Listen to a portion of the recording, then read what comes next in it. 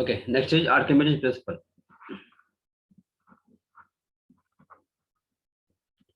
Archimedes principal ये पढ़े होंगे, क्लास 6-7 में है ये, है ना? जी सर। आर्किमिडीज प्रिंसिपल, ठीक है। इसका स्टेटमेंट क्या है? इसका statement is when a body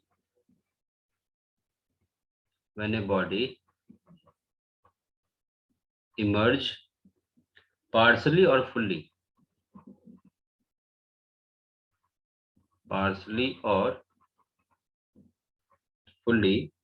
in a fluid, it appears that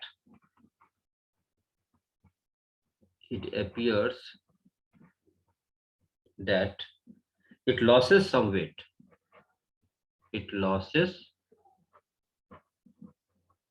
some weight, okay, which is equal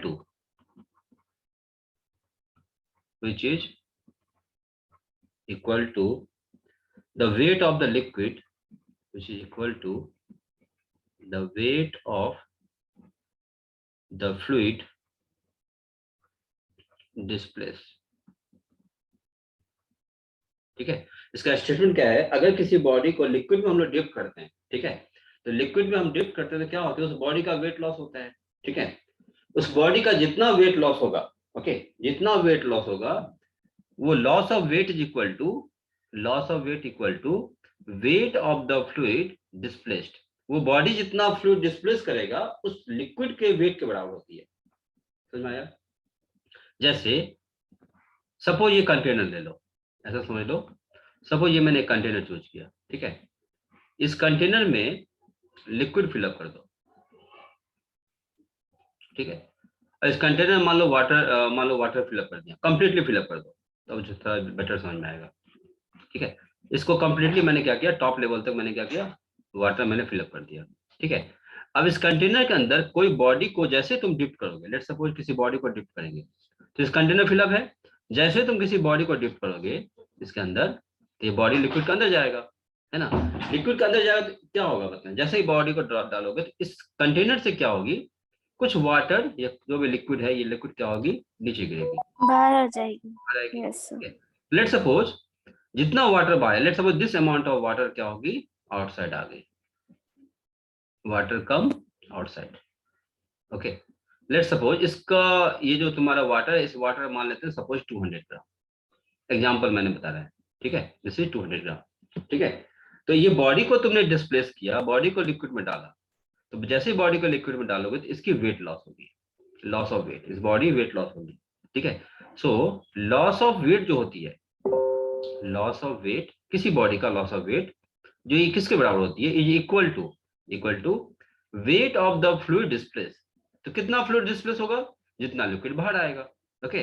so weight of liquid displace, जो लिक्विड बाहर निकल गया है, जो वाटर बाहर निकल गई है, उस वाटर का जो वेट होगा उसके बराबर होती है, समझ में।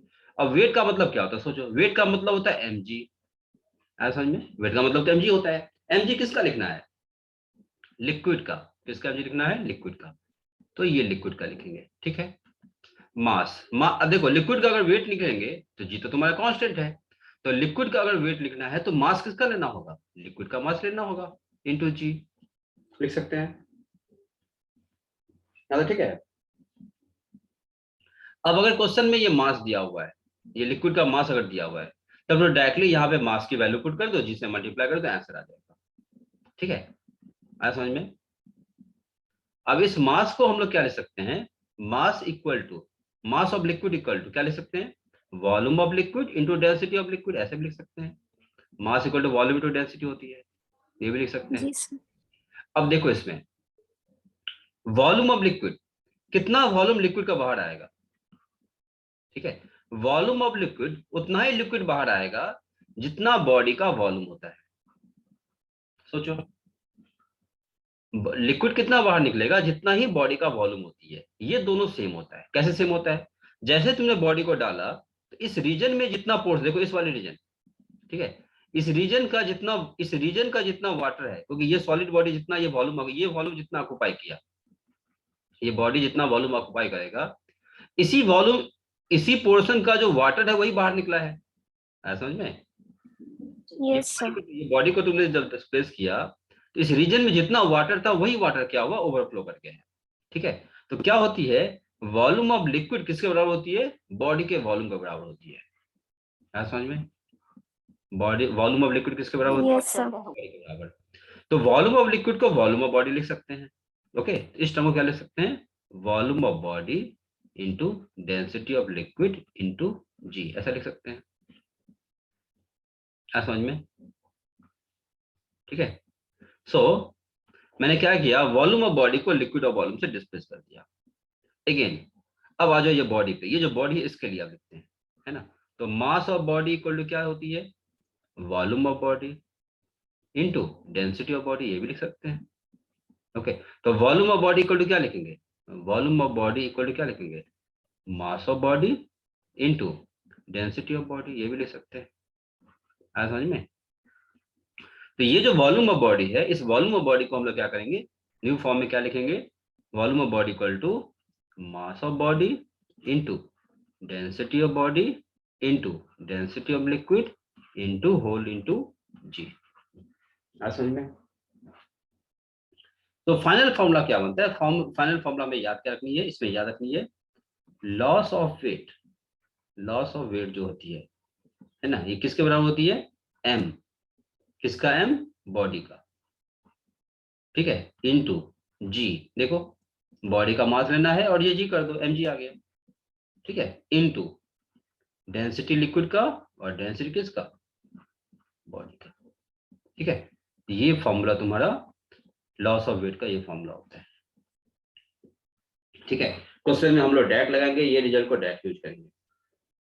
समझ में? कितना वेट लॉस होगा, सिंपल याद रखना, न्यूमरेटर में लिक्विड का डेंसिटी होता है, डिनोमिनेटर में बॉडी का डेंसिटी होता है, और mg लगा दो, सिंपल। बॉडी का जितना वेट होगा उसके लिए कैसे लिखेंगे, उस बॉडी का mg लिख दो, mg को मल्टीप्लाई करने के से लिक्विड की डेंसिटी बाय बॉडी का डेंसिटी। अब वैसे भी देखो, लिक्विड और बॉडी में किसका डेंसिटी ज्यादा होगा, बॉडी का डेंसिटी ज्यादा होगा, लिक्विड का डेंसिटी कम होगा। समझ में? ठीक है जी सर। ये आर्किमिडीज प्रिंसिपल का ये फॉर्मूला, इसे हमें याद रखनी है। ठीक है, अब हमें कुछ क्वेश्चन है उसको देख लेते हैं, क्वेश्चन इस पे कैसे पूछे जाते हैं। ठीक है, आर्किमिडीज प्रिंसिपल क्वेश्चन कैसे आता है, तो फर्स्ट क्वेश्चन हम लोग देखते हैं।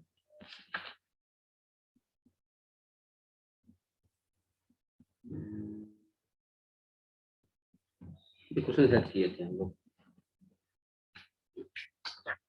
चलो उसको ये हो गया, आर्किमिडीज प्रिंसिपल हो गया, ये हो गया, स्टैटिक ग्रेविटी मैंने बता दिया था। अच्छा चलो पहले काम करते, क्वेश्चन बाद में करेंगे। ठीक है, पहले पूरा थ्योरेटिकल पार्ट कर लेते हैं। हाइड्रोस्टैटिक हो गया। अच्छा कुछ पॉइंट और है उसको देख लेते हैं। ठीक है, फर्स्ट है when liquid column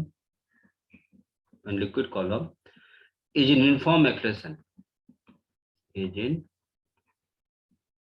uniform acceleration, upward, uniform acceleration, moving upward,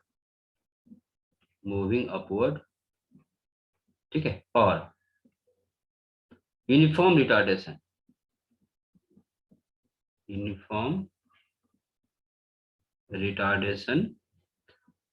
moving downward,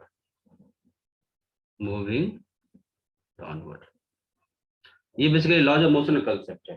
ठीक है, लॉज ऑफ मोशन को थोड़ा सा रिकॉल कर लेते हैं, फिर इसको बता देते हैं।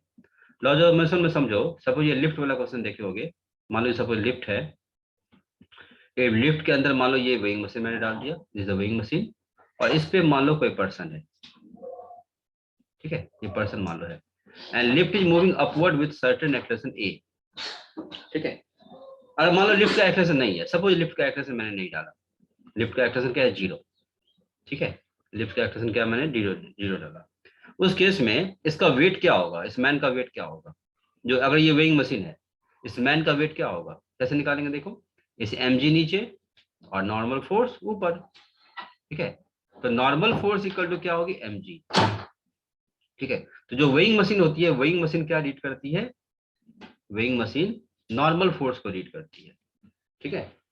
वेइंग मशीन क्या रीड करती है, नॉर्मल फोर्स को। तो नॉर्मल का जो वैल्यू होगा वही वेइंग मशीन बताएगा, ठीक है। तो अगर एक्सलेशन 0 है तो उस केस में नॉर्मल किसके बराबर है, mg के बराबर। तो वेइंग मशीन तुम्हारा जो वेट होगा वो बता देगा mg, ठीक है। अगर सपोज ये लिफ्ट का कुछ एक्सलेशन मैंने डाला, ठीक है, मान लो ये लिफ्ट का कुछ एक्सलेशन है, lift is moving upward with acceleration a मान लो suppose 2 metre per second square, ठीक है। और मान लो ये पर्सन है और ये लिफ्ट के अंदर है, ठीक है। इस केस में अगर लिफ्ट ऊपर जाएगी तो उस केस में वेइंग मशीन क्या बताएगा, वेइंग मशीन इस केस में ज्यादा फोर्स बताएगा, ज्यादा वेट बताएगा, ठीक है। जानते हो ये वाली पार्ट जानते हो। जी सर। हाँ सर। इसमें क्या होता है, बेसिकली क्या होती है, इसका अगर वेट देखें तो mg तो नीचे आएगा, नॉर्मल फोर्स ऊपर आएगा, ठीक है। अब इसमें एक सीडो फोर्स लगता है, ये एक्सलेटिंग फ्रेम है, इसमें क्या लगती है, एक सीडो फोर्स। और सीडो फोर्स का डायरेक्शन क्या होगा, सिस्टम जिधर मूव करे उसके अपोजिट। तो लिफ्ट जा रही है ऊपर तो सीडो फोर्स क्या लेगी, नीचे, नीचे डायरेक्शन क्या लगती है, सीडो फोर्स। और सीडो फोर्स की वैल्यू क्या होती है, इस पर्सन का मास लेंगे और लिफ्ट का एक्सेशन लेंगे। सीडो फोर्स की वैल्यू क्या होगी, इस पर्सन के मास लेंगे और ये लिफ्ट का एक्सेशन लेते हैं। और सीडो फोर्स का डायरेक्शन क्या होता है, सिस्टम जिधर मूव करे उसके अपोजिट, ओके। तो एम ए तो वैल्यू हो जाएगा सीडो फोर्स का, लेकिन इसकी डायरेक्शन क्या होगी, डाउनवर्ड। एम ए क्या होगी, डाउनवर्ड डायरेक्शन। अब इस केस में देखो, ऊपर एक ही फोर्स है नॉर्मल, डाउनवर्ड दो फोर्स है, एक तो एम जी और दूसरा सीडो फोर्स एम ए। तो नॉर्मल की वैल्यू क्या होगी, देखो नॉर्मल की वैल्यू mg में मैंने ऐड किया, इसका मतलब नॉर्मल की वैल्यू क्या होगी, इंक्रीज कर जाएगी। तो इस केस में वेट क्या होगा, इसका इंक्रीज होगा। मतलब तुम्हारा वेट अगर 100 kg है तो वो दिखाएगा 105 kg, ज्यादा वेट दिखाएगा, ऐसा समझ में। तो ये केस होता है, सेम केस यहाँ पे भी होता है। ये लॉज ऑफ मोशन हम लोग पढ़ते हैं लिफ्ट वाले क्वेश्चन, सेम कंसेप्ट यहाँ पे भी है, ठीक है। वही कंसेप्ट को फिर से यहाँ पे यूज करेंगे। तो मैंने वही लिखा, liquid column is in uniform acceleration moving upward, ठीक है। तो सपोज कोई कंटेनर है, मान लो कोई कंटेनर है, लिक्विड कॉलम ले लो, और इसमें मैंने क्या किया, लिक्विड फिलअप कर दिया, ठीक है, इसमें लिक्विड फिलअप कर दो, ठीक है। अब क्या है, liquid column is moving upward with uniform acceleration.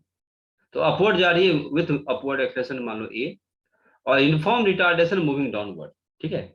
और यूनिफॉर्म रिटार्डेशन मान लो O इक्वल टू माइनस ए। तो रिटार्डेशन डाउनवर्ड और एक्सलेशन अपवर्ड दोनों का मीनिंग सेम है। जैसे मैंने लिखा, कोई पार्टिकल अगर जा रही है 3 मीटर पर सेकेंड स्क्वायर से अपवर्ड, और कोई पार्टिकल जा रही है 3 मीटर पर सेकेंड स्क्वायर से डाउनवर्ड विथ निगेटिव एक्सलेशन, दोनों का मीनिंग सेम है, ये दोनों का मीनिंग सेम है। 3 metre per second square downward upward with positive acceleration, and minus 3 metre per second square downward, minus मैंने लगाया। इसका मीनिंग तो यही होता है, ये पार्टिकल जा रही है upward with 3 metre per second square, sign change कर दो, नेगेटिव का साइन चेंज कर दो। तो नेगेटिव को अगर प्लस लिखी तो डायरेक्शन चेंज हो जाएगा। तो minus 3 metre per second square moving downward और 3 metre per second square moving upward, दोनों का सेम मीनिंग है, समझ में। तो वही दोनों टर्म को भी लिखा हुआ है, कभी कभी क्वेश्चन आ जाता है इस तरह से, वर्ड को चेंज कर देता है। तो यूनिफॉर्म एक्सलेशन मूविंग अपवर्ड ये वाली case, okay, and uniform retardation moving downward ये वाली केस, ठीक है। तो अगर सिस्टम अपवर्ड जा रही है तो देखो ये वाली केस अपवर्ड जा रही है, तो नेट नॉर्मल फोर्स क्या हुआ, ऐड हो गया, ठीक है। यहाँ पे भी सेम केस होती है, अगर लिफ्ट ऊपर जा रही है या किसी कंटेनर में लिक्विड है और वो ऊपर मूव कर रही है ना, तो उस केस में प्रेशर का जो वैल्यू है, pressure equal to rho g h लिखते हैं हम लोग, ठीक है।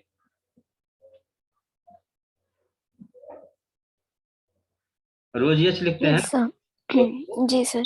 रो जी एच ये फॉर्मूला होता है। इस फॉर्मूले को कैसे लिखते हैं, देखो रो एच, जी को हमें मॉडिफाई करना है क्योंकि जी क्या है, एक्सलेशन, जी क्या है इसमें, एक्सलेशन। तो यहाँ पे अगर तुम देखोगे लिफ्ट वाला केस देखोगे तो एम तो मैंने कॉमन ले लिया, जी प्लस ए, ये एक्सलेशन सिर्फ चेंज करता है, ये एक्सलेशन क्या हुआ, मॉडिफाई हो गया यहाँ पे। सेम यहाँ पे करेंगे, अगर लिफ्ट ऊपर जा रही है तो ये क्या करनी, जी में क्या करनी है, जी में ए ऐड कर देंगे, समझ में।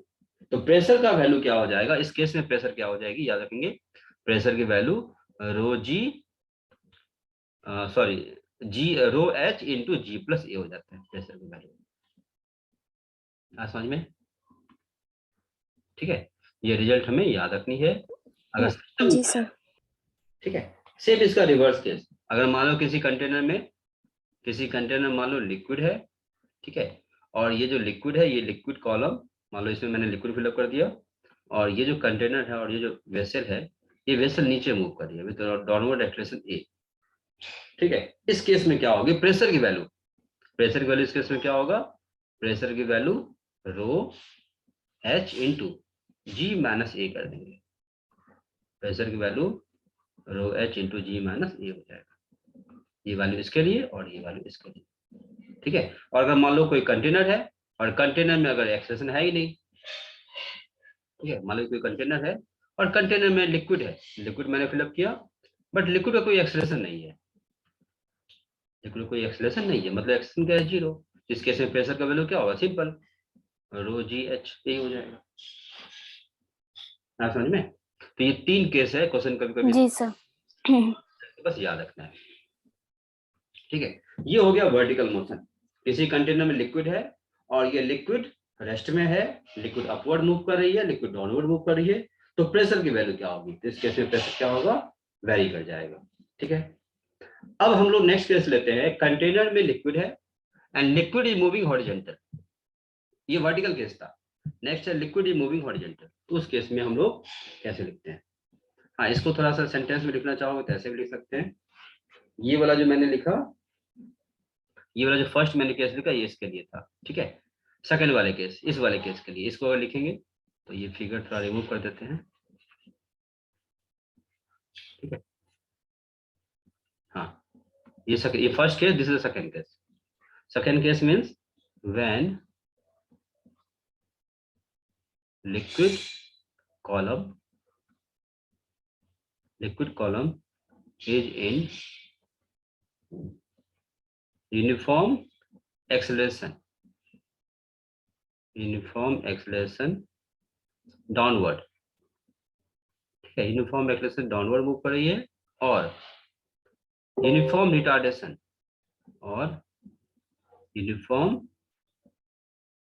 रिटार्डेशन तो देखो यूनिफॉर्म एक्सेलरेशन डाउनवर्ड मतलब प्लस ए से मूव कर रही है डाउनवर्ड, और माइनस ए से अपवर्ड मूव करेगी, दोनों का सेम केस है, ठीक है, माइनस ए से अपवर्ड डायरेक्शन, दोनों केस में रिजल्ट क्या आएगा, सेम आएगा जैसे मैंने पहले बताया था, और यूनिफॉर्म रिटार्डेशन अपवर्ड,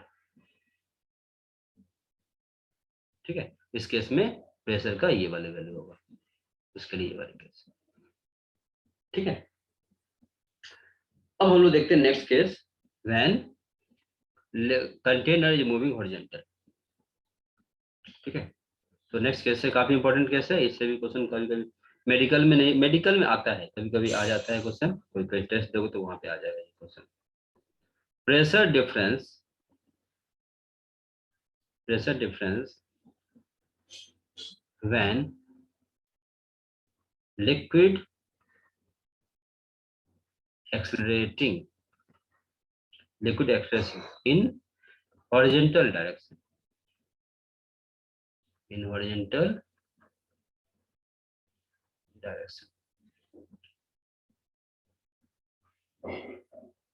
ठीक है। देखो अगर ये कंटेनर, एक बार फिर समझ लो, अगर सपोज ये मैंने कंटेनर लिया, ठीक है, ये मैंने कंटेनर ले लिया, इस कंटेनर में लिक्विड फिलअप कर दो, ठीक है, इसमें मैंने लिक्विड फिलअप किया, तो अगर ये कंटेनर रेस्ट में है, अगर इसकी एक्सेलरेशन 0 है, ठीक है, सो प्रेशर का वैल्यू यहाँ पे कितना होगा, प्रेशर की वैल्यू होगी यहाँ पे रो जी एच, है ना, और अगर एटमॉस्फेरिक प्रेशर अगर कंसीडर करेंगे तो rho g h plus p nought हो जाएगा, इस ए पॉइंट का प्रेशर, ठीक है, मतलब पी ए की वैल्यू क्या होगी, rho g h plus p nought, where h क्या हो जाएगी, h is the depth of liquid in this container, ये एच मान लो, ठीक है। अगर सपोज मैंने क्या किया, कोई पॉइंट मैंने चूज किया, let suppose this point, okay, और इसकी डेप्थ कितनी है h1, ये पॉइंट मान लो B, तो B पॉइंट का प्रेशर कितना होगा, एयर का pressure P not plus rho g H1, B point की डेप्थ है, समझ में, वर्टिकली हम लेते हैं। जी सर। और इसमें याद रखेंगे एक लेवल पे प्रेशर की वैल्यू सेम होगी, जैसे अगर मैंने दूसरा पॉइंट मैंने लिया सी पॉइंट, और सी पॉइंट का डेप्थ भी कितना है h1, सी पॉइंट की डेप्थ कितनी है h1, तो सी पॉइंट पे प्रेशर की वैल्यू क्या होगी, P not plus rho g H1, ठीक है। सिमिलरली ये मैंने डी पॉइंट लिया, डी पॉइंट पे प्रेशर की वैल्यू क्या होगी, सेम आएगा, P D equal to P not plus rho g H1। याद करो मैंने बताया था, मैंने ये बताया था कि लिक्विड अगर रेस्ट में होती है, लिक्विड अगर रेस्ट में होती है, तो eight the same level, eight the same level pressure की वैल्यू क्या होती है, the value of pressure, value of pressure will be same, will be same in the same liquid, in the same liquid। इस पे मैंने question में करवाया था, ठीक है। और ये कंसेप्ट काफी ज्यादा इंपॉर्टेंट है, क्वेश्चन इस पे जी सर। इस कंसेप्ट पे फ्रीक्वेंटली जाते हैं, काफी जी इंपॉर्टेंट सर। कंसेप्ट है। फिर से देख लो, लिक्विड अगर रेस्ट में है तो बहुत सारे कंडीशन है इसमें, फर्स्ट लिक्विड रेस्ट में होना चाहिए, second at the same level, third pressure will be same in the same liquid, liquid same होना चाहिए। तो देखो यहाँ पे वही कंडीशन है, A B C B D, C B D तीनों पॉइंट सेम लेवल पे है, ठीक है, लिक्विड रेस्ट में है, ठीक है, लिक्विड रेस्ट में है, एंड सी बी डी तीनों पे देखो सेम लिक्विड है, वाटर ही होगा, वाटर मान लो, कोई भी लिक्विड मान लो, सेम लिक्विड है, तो तीनों पॉइंट पे प्रेशर की वैल्यू क्या होगी, सेम होगी, ठीक है। अब इस कंटेनर में लिक्विड, कंटेनर रेस्ट में है, या इसको ऐसे बोल सकते हैं, ये जो कंटेनर है, ये कंटेनर क्या है, बेसिकली रेस्ट में है, ठीक है। अब इसका नेक्स्ट पार्ट है the pressure difference when liquid accelerating, liquid accelerating horizontal direction. अब ये जो केस है, इस केस में देखो, इस केस में ये है, जो कंटेनर है, ये कंटेनर मैंने बनाया, ठीक है, and this container is moving in horizontal direction, ठीक है। इसमें लिक्विड ले लो, ये लिक्विड, ठीक है। अब ये लिक्विड जो कंटेनर, ये horizontal direction with certain acceleration a से मूव कर रही है, ठीक है। इस केस में क्या होता है, देखोगे प्रैक्टिकली, अगर ऐसे भी तुम सोच सकते हो, किसी कंटेनर में लिक्विड ले लो, है ना, और लिक्विड ले लो, उसको पुल करो हॉरिजॉन्टली विद सर्टेन एक्सेलरेशन, तो देखोगे लिक्विड का लेवल इसमें हॉरिजॉन्टल नहीं रहेगा, है ना। अगर ऐसे तुम पुल करोगे तो लिक्विड का लेवल इस तरह से बनता है, ठीक है, कैसे बनता है, देखो लिक्विड का लेवल इस तरह का फॉर्म करेगा, इस तरह का लिक्विड का लेवल बनता है, ठीक है। तो अगर कंटेनर में लिक्विड है और वो कंटेनर अगर हॉरिजॉन्टली मूव करेगी, तो लिक्विड का लेवल कैसा होगा, इस तरह से लिक्विड का लेवल फॉर्म करेगा, इस तरह से लिक्विड का लेवल होगा, समझ में, इस तरह का शेप बन जाता है, ठीक है। अब तुम ऐसे भी सोचो, अब अगर मान लो ऐसा शेप है, कंटेनर में लिक्विड का शेप इस तरह का हो जाएगा, तो अब अगर तुम कोई पॉइंट चूज करेंगे, let suppose we choose point, यहाँ पे कोई पॉइंट ले लो, ये पॉइंट ले लो ए, ठीक है, ये पॉइंट ले लो बी, और ये पॉइंट ले लो सी, सेम लेवल पे देखो, C B D A B C तीनों सेम सेम लेवल पे पॉइंट है, ठीक है, लेकिन कंटेनर क्या है, एक्सेलरेटिंग है, तो इस कंडीशन में ए बी सी तीनों पॉइंट पे प्रेशर की वैल्यू सेम नहीं होगी, समझ में, तीनों पॉइंट पे प्रेशर की वैल्यू सेम नहीं होगी। इस वाले केस में देखो, इस वाले केस में, इस वाले केस में तीनों पॉइंट पे प्रेशर की वैल्यू सेम है, ठीक है, क्यों सेम है, कोई कंटेनर क्या है, कंटेनर रेस्ट में है, इसीलिए प्रेशर की वैल्यू क्या है, सेम है। अब क्या है, कंटेनर इज मूविंग हॉरिजॉन्टल, जी सर। उस केस में तीनों पॉइंट जो कि सेम लेवल पे है, प्रेशर की वैल्यू सेम नहीं होगी। इसका रीजन क्या है, रीजन ये है कि ये जो ए पॉइंट है, इस ए पॉइंट का डेप्थ अगर तुम देखोगे तो ए पॉइंट का डेप्थ ये आएगा, ठीक है, H1। बी पॉइंट का डेप्थ देखो फ्री सरफेस, बी पॉइंट का डेप्थ ये आएगा, सी पॉइंट का डेप्थ देखो, सी पॉइंट का डेप्थ ये आएगा, ठीक है। सो इसको लिख सकते हैं एच ए लिख दो, इसको लिख दो एच बी और इसे लिख दो एच सी। ठीक है, तो एच सी की वैल्यू ज्यादा है, एच बी की वैल्यू कम है और एच ए की वैल्यू क्या है, सबसे कम है। ठीक है, तो प्रेशर का फॉर्मूला क्या होता है, प्रेशर का फॉर्मूला होता है रो जी एच। अगर मान लो ये फॉर्मूला लेते हैं टोटल प्रेशर, तो एटमॉस्फेरिक प्रेशर तो सबके लिए कांस्टेंट आएगा और साइड का एटमॉस्फेरिक प्रेशर है, तो तीनों पॉइंट पे एबीसी पे एटमॉस्फेरिक की वैल्यू तो कांस्टेंट आएगा। वेरी क्या करेगा, ये वाली वैल्यू, ये वाली वैल्यू क्या होगी, चेंज करेगी।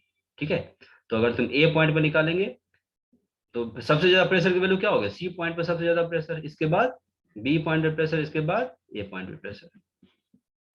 कैसे मैंने निकाला, इस वाले फॉर्मूले से। टोटल प्रेशर का फॉर्मूला क्या होती है, atmospheric plus pressure plus rho g H. तो पी नॉट तो तीनों पॉइंट के लिए सेम है, जो पी नॉट की वैल्यू है ये तो तीनों पॉइंट के लिए सेम है। रो जी कांस्टेंट है, सिर्फ एच वेरी करेगा। ठीक है, तो जिसका डेप्थ ज्यादा होगा उसका प्रेशर ज्यादा होगा, तो सी पॉइंट का प्रेशर सबसे ज्यादा होगा, इससे कम बी पे होगा, सबसे कम ई पे होगा। ठीक है, इसको कंक्लूजन हम लोग ये बोल सकते हैं, कंक्लूजन क्या बोलेंगे, along the direction, along the direction of acceleration, along the direction of acceleration, along the direction of acceleration of the vessel, of the vessel, pressure will be decreases। आया समझ में, pressure will be decreases। ठीक है, container जिस direction में move करेगी उस direction में प्रेशर क्या होगी, डिक्रीज करेगी। सी का प्रेशर सबसे ज्यादा, बी का प्रेशर उससे कम, ए का प्रेशर सबसे कम। है समझ में, तो ये भी एक इंपॉर्टेंट पॉइंट है, इसे हमें याद रखनी है। ये रिजल्ट बता रहे थे। ठीक है, इसका प्रूफ है, प्रूफ का रिक्वायरमेंट है नहीं, प्रूफ को हम नहीं करेंगे, इसका एक फॉर्मूला, बस वो फॉर्मूला हम लिखा देते हैं। समझ में, ठीक है यहाँ तक। जी सर। हाँ, तो बेसिकली इसका रिजल्ट जो है वो रिजल्ट नेक्स्ट पेज में लिखते हैं। रिजल्ट सपोज, ये रिजल्ट हमें याद रखनी है, फिर इस पे एक दो क्वेश्चन करेंगे अच्छा सा। ठीक है, सपोज ये मान लो लिक्विड का लेवल मैंने ये बनाया ऐसा। ठीक है, अब इसमें दो पॉइंट ले लेते हैं, छोटा सा सेक्शन का, वाटर लिक्विड का छोटा सा सेक्शन कंसीडर करते हैं। ठीक है, लेट सपोज ये दो सेक्शन मैंने कंसीडर किया, this point is B and this point is A.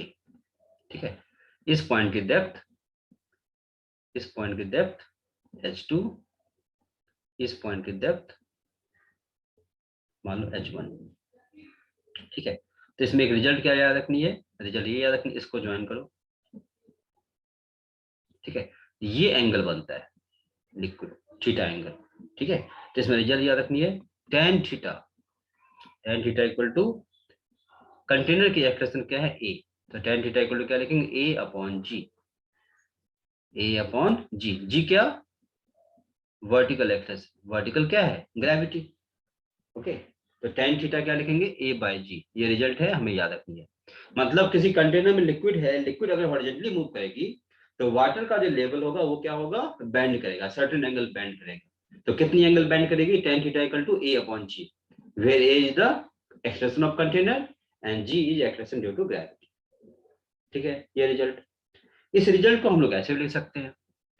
ठीक है, अगर सपोज ये हाइट, ये लेंथ अगर एल है, this length is L, okay, और ये थीटा, तो ये हाइट कितनी होगी, ये वाली हाइट, लेफ्ट हैंड साइड वाली ये वाली हाइट, ये वाली हाइट h1 माइनस h2, ये वाली अप टू दिस मच। ठीक है, ये टोटल था h1, ये टोटल था h1, इसमें से ये वाली हाइट माइनस कर देंगे तो ये हाइट कितनी आएगी, h1 माइनस h2। तो इस ट्रायंगल में tan थीटा अप्लाई करेंगे, tan theta equal to perpendicular by base, perpendicular क्या लेंगे, h1 माइनस h2, और बेस कितना लेंगे, ये लेंथ बाय l। ठीक है, तो ये रिजल्ट है, इस रिजल्ट को भी हमें याद रखनी है।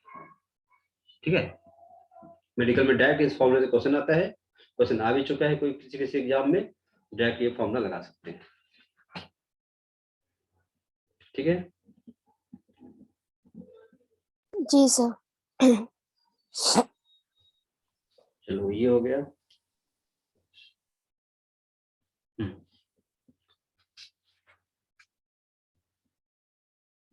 अब एक मैनोमेट्रिक इक्वेशन होता है, वो एक थोड़ा सा बता देते हैं, वो थोड़ा सा कंसेप्चुअल है, उसको देख लो। ठीक है, मैनोमेट्रिक इक्वेशन जैसे उतना लेंदी क्वेश्चन एग्जाम से में नहीं आता है, लेकिन कभी कभी कोई टेस्ट दोगे तो उसमें आ जाता है, या मान लो कोई इक्वेशन आएगा तो डायरेक्टली लिख सकते हैं, मैनोमेट्रिक इक्वेशन। ठीक है, ये कैसे लिखते हैं देखो, सपोज ये मैंने पाइप बनाया,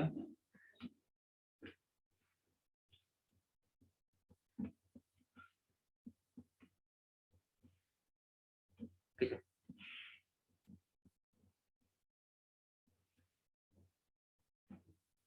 हाँ, अब क्या करो, इसमें लिक्विड फिलअप कर दो, ये कंटेनर है ना, and this container is moving horizontal with acceleration. जी सर।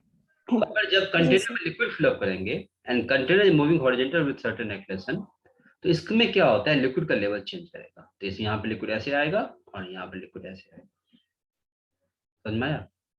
लेफ्ट हैंड साइड में लिक्विड ज्यादा राइज करेगा और राइट हैंड साइड में लिक्विड कम राइज करेगी। ठीक है, ऐसा से बनेगा इसमें। अगर ए का वैल्यू 0 होगा, अगर ए का वैल्यू 0 हो जाएगी तो दोनों कॉलम में लिक्विड का लेवल कैसा होगा, सेम आएगा। ठीक है, अगर ए की वैल्यू कुछ वैल्यू होगी तो उस केस में क्या होगी, लिक्विड का लेवल लेफ्ट कॉलम और राइट कॉलम में क्या होगी, डिफरेंट डिफरेंट आएगी।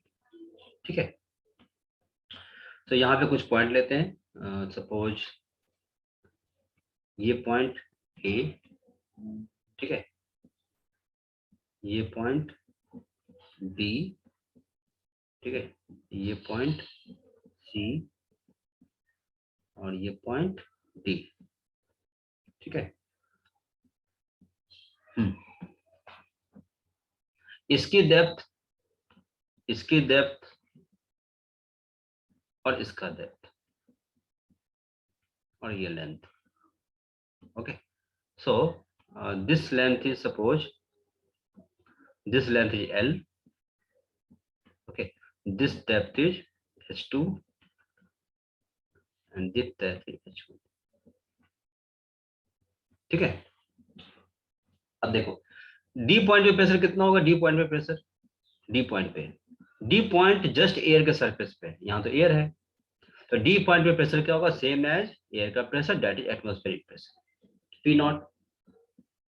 ठीक है, A पॉइंट का प्रेशर PA, A पॉइंट का प्रेशर क्या होगा, A पॉइंट का प्रेशर P नॉट, एयर का प्रेशर, तो यहाँ पे टोटल प्रेशर लिखेंगे, एयर का प्रेशर जो आएगा वो तो आएगा ही आएगा, साथ में ये लिक्विड है इसका प्रेशर, तो लिक्विड का प्रेशर कैसे लिखते हैं, ρgH1। ठीक है, अगर हमें बी का प्रेशर निकालना है, ए का प्रेशर हो गया, अब बी का प्रेशर, तो बी का प्रेशर निकालना है। ठीक है, तो बी का प्रेशर कैसे लिख सकते हैं, बी का प्रेशर, सी का प्रेशर क्या होगा, सी का प्रेशर, सी देखो एयर कांटेक्ट में है, यहाँ तो एयर है, तो एयर का प्रेशर जो होगा वही सी का प्रेशर होगा, that is atmospheric pressure. B का प्रेशर क्या होगा, बी का प्रेशर, बी इस पॉइंट पे, तो बी की डेप्थ कितनी है, H2 है ना, तो बी पॉइंट का टोटल प्रेशर क्या होगा, सी का प्रेशर प्लस ρgH2, और सी का मतलब एटमॉस्फेरिक है, तो बी का प्रेशर हो जाएगा P नॉट प्लस ρgH2। ठीक है, अब देखो इस इक्वेशन को हम लोग मैनोमेट्रिक, ये एक तो ये जनरल फॉर्म हो गया, ऐसे लिख सकते हैं। ठीक है, अब मैनोमेट्रिक इक्वेशन के फॉर्म में कैसे लिखते हैं वो देखो, स्टार्टिंग फ्रॉम हियर, मान लो यहां से मैंने स्टार्ट किया तो कैसे लिखते हैं, देखो डी का प्रेशर यहां से स्टार्ट करना है, ठीक है, तो डी से स्टार्ट करना है, तो डी से स्टार्ट करो, तो डी का प्रेशर है एटमॉस्फेरिक, ठीक है, पी डी मतलब P0, डी पॉइंट का प्रेशर मैंने लिखा, ऊपर से नीचे मूव कर रहा है, ऊपर से नीचे जाएंगे प्रेशर क्या होगी, बढ़ेगी, कितना बढ़ेगी, बढ़ेगी तो प्लस, ठीक है, ρg, डी नीचे जाएंगे, नीचे कहाँ तक, ए तक, तो टोटल डेप्थ कितना होगा, H1, तो नीचे जाएंगे प्रेशर बढ़ेगी, ऊपर जाएंगे प्रेशर घटेगी। ठीक है, तो ρgH1, बी ए पॉइंट पे आ गए, ए से अब हम लोग राइट मूव करेंगे, ए से राइट मूव करेंगे ऐसे। ठीक है, तो ए से जब राइट मूव करेंगे तो प्रेशर क्या होगी, घटेगी, क्योंकि जस्ट देखो, जस्ट मैंने लिखा है यहाँ पे, along the direction of acceleration of the vessel pressure will be decreases, pressure क्या होगी, घटेगी। आई बात समझ में, तो इस पॉइंट से ए पॉइंट से मैंने क्या किया, ए पॉइंट से मैंने बी पॉइंट तक मूव करेंगे ऐसे। ए पॉइंट से बी पॉइंट की तरफ जाओगे तो अलोंग द एक्सेलेरेशन मूव कर रहे हैं, तो प्रेशर क्या होगी, घटेगी, माइनस। ठीक है, प्रेशर का फॉर्मूला होता है रो जी एच, है ना। ये फॉर्मूला होता है वर्टिकल केस में, जब हम लोग वर्टिकल केस यूज करते हैं तब लिखते हैं।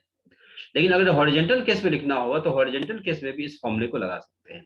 कैसे लगाते हैं, देखो, रो रो एच, एच का मतलब हाइट होता है, यहाँ पे लेंथ, हॉरिजॉन्टल में लेंथ, तो हॉरिजॉन्टल की लेंथ कितनी है, एल, तो क्या लिखेंगे, एल। जी, जी क्या होती है, वर्टिकल एक्सेलेरेशन, हॉरिजॉन्टल केस में क्या लिखेंगे, हॉरिजॉन्टल एक्सेलेरेशन, तो हॉरिजॉन्टल एक्सेलेरेशन क्या है, देखो ए, क्या लिखेंगे, रो एल ए। आया समझ में कैसे मैंने लिखा, ठीक है, ये कैसे मैंने लिखा समझ में आया। जी सर। ए से हम लोग मूव करें बी की ओर, ठीक है, तो ए से बी की ओर जाएंगे along the direction of the acceleration, g इससे माइनस हो जाएगा। प्रेशर का फॉर्मूला रो सर। होता है ना, तो रो मैंने लिखा, जी की जगह मैंने ए लिखा हॉरिजॉन्टल एक्सेलेरेशन, और एच की जगह मैंने लेंथ लिखा हॉरिजॉन्टल लेंथ। ठीक है, अब आगे बी पे, बी से अब ऊपर जाएंगे, देखो बी से ऊपर जाएंगे, तो बी से ऊपर जाएंगे मतलब ऊपर मूव कर रहे हैं, ऊपर से नीचे आएंगे तो प्रेशर बढ़ेगी, ठीक है, और नीचे से ऊपर जाएंगे तो प्रेशर क्या होगी, घटेगी। तो बी से ऊपर मूव करेंगे मतलब प्रेशर क्या होगी, प्रेशर घटेगी, घटेगी तो माइनस साइन। ठीक है, कैसे लिखेंगे प्रेशर का फॉर्मूला, वर्टिकल है तो रो जी, और ये टोटल हाइट कितनी, H2, इक्वल टू सी का प्रेशर मतलब पीसी, ऐसे लिख सकते हैं। आया समझ में, ठीक है, तो ये जी सर। मैनोमेट्रिक इक्वेशन इस तरह से लिखा जाता है, ज्यादा रिक्वायरमेंट नहीं है, मेडिकल में ऐसे नहीं पूछा जाता है, ये इंजीनियरिंग में कभी कभी इस तरह से हम लोग लिखते हैं। ठीक है, चलो ये हो गया। अब थोड़ा सा आगे आते हैं हम लोग, चलो ये सारा पार्ट हो गया। अब इसमें कुछ पॉइंट्स हैं, वो थोड़ा सा पॉइंट याद रखनी है, क्वेश्चन तुम्हारा मेडिकल में उसी पॉइंट से क्वेश्चन आ जाएंगे, डायरेक्ट वो फॉर्मूला यूज करनी है, क्वेश्चन बन जाएगा। ठीक है, तो सबसे इंपॉर्टेंट एक रिजल्ट जो कि इससे पूछा जाता है उसको देखते हैं। रिलेटिव डेंसिटी का मैंने फॉर्मूला बताया था, रिलेटिव डेंसिटी, रिलेटिव डेंसिटी का फॉर्मूला मैंने क्या बताया था, डेंसिटी ऑफ बॉडी, सेंटेंस में लिख देते हैं ज्यादा बेटर होगा। ठीक है, रिलेटिव डेंसिटी का मैंने फॉर्मूला बताया था, density of body by density of water at 4 degree C, density of water at 4 degree C. ठीक है, अब इसका दूसरा फॉर्म होता है, दूसरा फॉर्मूला इसका होता है इन टर्म्स ऑफ डेंसिटी, तो ऐसे यूज करेंगे। ठीक है, अब देखो, मास इक्वल टू क्या होती है, वॉल्यूम टू डेंसिटी।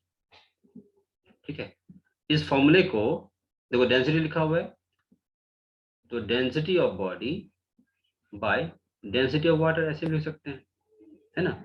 इसको देखो क्या करते हैं, जी से मैंने मल्टीप्लाई किया, जी से मैंने मल्टीप्लाई किया, न्यूमरेटर डिनोमिनेटर दोनों में, ऐसा समझ में, जी से मल्टीप्लाई हो गया। अब वॉल्यूम, वॉल्यूम ऑफ बॉडी से मल्टीप्लाई करो और वॉल्यूम ऑफ वाटर से मल्टीप्लाई करो, ऐसा कर सकते हैं।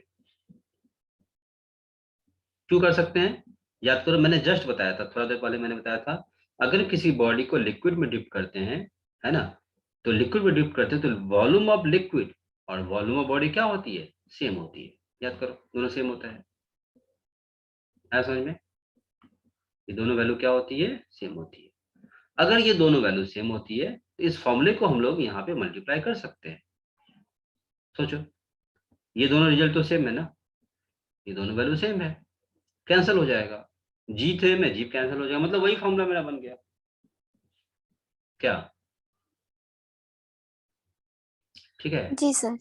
तो रो जी वी का मतलब क्या हुआ, देखो, volume into density, volume into density क्या हो जाएगा, मास, वॉल्यूम इंटू डेंसिटी क्या हो जाएगी, मास। ठीक है, तो वॉल्यूम इंटू डेंसिटी, मास किसका मास, बॉडी का मास, तो बॉडी का मास इंटू जी ले सकते हैं, वॉल्यूम इंटू डेंसिटी किसका मास, वाटर का मास, ऐसा नहीं, वाटर का मास इंटू जी, ये भी लिख सकते हैं। अब ये क्या आ गया mg, mg का मतलब वेट, और डिनोमिनेटर में mg, इसका मतलब वेट। ठीक है, तो रिलेटिव डेंसिटी का दूसरा फॉर्मूला एक बनेगा, देखो क्या फॉर्मूला बनता है, weight of body, weight of body whole upon weight of, weight exerted by liquid, और वेट एक्सर्टेड बाय लिक्विड, ये इसका दूसरा फॉर्म होती है। ठीक है, बॉडी का weight by weight exerted by liquid, this is another form. ठीक है, इसको दूसरे फॉर्म में भी ऐसे भी हम लोग लिखते हैं, वेट ऑफ बॉडी, इसको ऐसे रहने दो, wait of body in air, air लिख सकते हैं, तो एयर में जब इसका वेट निकालेंगे वो उसका एक्चुअल वेट आएगा, ट्रू वेट आएगा। ठीक है, और लिक्विड में अगर वेट मेजर करेंगे तो वेट कम हो जाएगी। Weight exerted by liquid, weight exerted by liquid का मतलब है ये क्या होती है, लॉस होती है, याद करो बॉयंसी फोर्स में मैंने बताया था आर्किमिडीज प्रिंसिपल में। जी सर। हाँ। Weight exerted by liquid, weight exerted by liquid loss of the weight, जितना वेट का लॉस होता यस सर। है। ठीक है, यस सर। लॉस का मतलब क्या होता है, देखो इसको इस फॉर्म लिखते हैं, loss of weight, loss of weight of body in water, loss of weight of body in water. इसको दूसरे फॉर्म में ऐसे भी लिखते हैं, relative density equal to weight of body in air by weight of body in air minus weight of body in liquid. ठीक है, इस फॉर्म में भी इसको लिखा जाता है। ठीक है, इंपॉर्टेंट फॉर्मूला है, एयर में जितना वेट है और लिक्विड में जितना वेट है, दोनों को माइनस कर देंगे तो लॉस निकल जाएगा। आई बात समझ में? तो ये इंपॉर्टेंट फॉर्मूला है, इसमें तुम्हारा नीट पे क्वेश्चन आ चुका है। डायरेक्ट वैल्यू दिया रहेगा क्वेश्चन में, किसी बॉडी का वेट दिया रहेगा, एयर में इतना दिया हुआ है, लिक्विड में इतना दिया हुआ है, उसकी रिलेटिव डेंसिटी क्या है। ठीक है,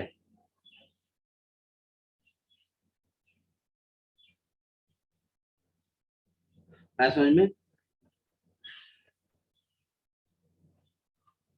तो relative density of solid, solid के लिए ये मैंने फॉर्मूला बताया। ठीक है, जी सर। है, इसको याद रखेंगे, this is relative of solid में। ठीक है, जी सर। अब इसको relative density of liquid, liquid का भी एक फॉर्मूला आता है। ठीक है, उसको देख लेते हैं। नेक्स्ट है रिलेटिव डेंसिटी ऑफ लिक्विड,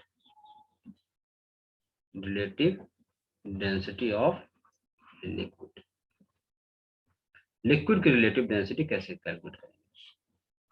ठीक है, तो रिलेटिव डेंसिटी ऑफ लिक्विड, इसका मतलब क्या होता है, देखो relative density of liquid, formula कैसे लिखेंगे, रिलेटिव डेंसिटी का वही formula, density of liquid bye density of water, water के रिस्पेक्ट में रिलेटिव डेंसिटी निकालते हैं।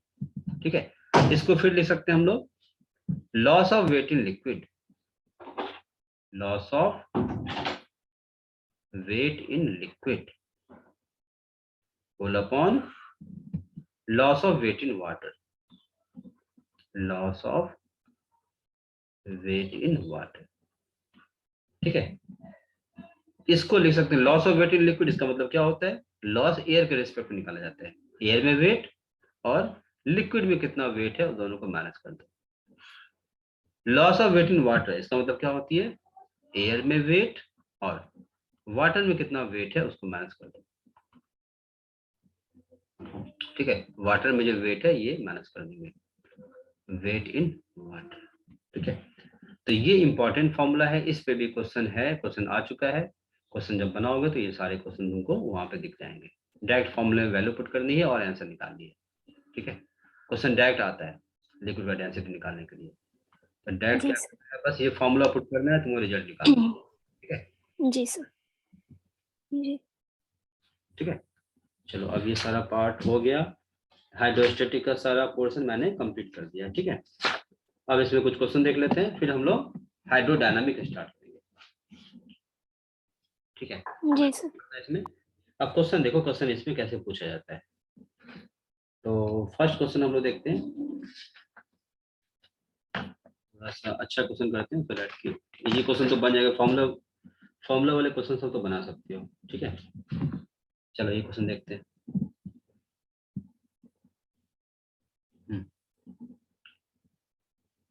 क्वेश्चन है 4/5 of a cylindrical vessel of a cylindrical vessel, cylindrical block लिख दो, of a cylindrical block of wood, okay, 4/5 of a cylindrical block of wood float in a liquid, floats in a liquid। Floating का condition मैंने बताया था last class, ठीक है, कब float जी sir. कर जाती है, कब पार्शली फ्लो करता है, ठीक है। Find the density of liquid, okay, if relative density of wood is given 0.8। बनेगा क्वेश्चन, बना सकती हो। 4/5 of A cylindrical block of would float in a liquid, ठीक है, किसी सिलिंड्रिकल ब्लॉक है उसका 4/5 जो है block of would float in liquid, ठीक है। 4/5 जो है वॉल्यूम ऑफ लिक्विड ये फ्लोट कर रही है, तो इस केस में इसकी रिलेटिव डेंसिटी फाइंड करनी है, डेंसिटी ऑफ लिक्विड का डेंसिटी फाइंड करनी है, ओके। जी सर। कैसे करेंगे,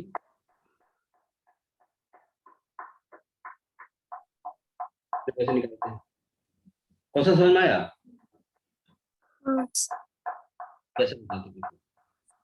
लेट सपोज सिलिंड्रिकल वेसल है, ठीक है, तो सिलेंडर तो सपोज ये सिलेंडर बना दो, ठीक जी है। सर। सिलेंडर का टॉप सरफेस ले लो, ठीक है, सिलिंड्रिकल वेसल है, तो क्वेश्चन में दिया हुआ है 4/5 of cylindrical block of would float in a liquid, तो ये कोई वुडन ब्लॉक है, ठीक है, इस वुडन ब्लॉक का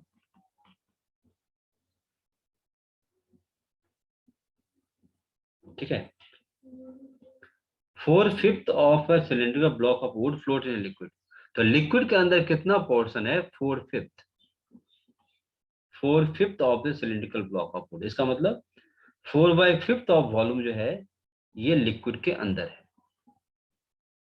वॉल्यूम का सिलेंडर के वॉल्यूम का 4/5 portion, okay.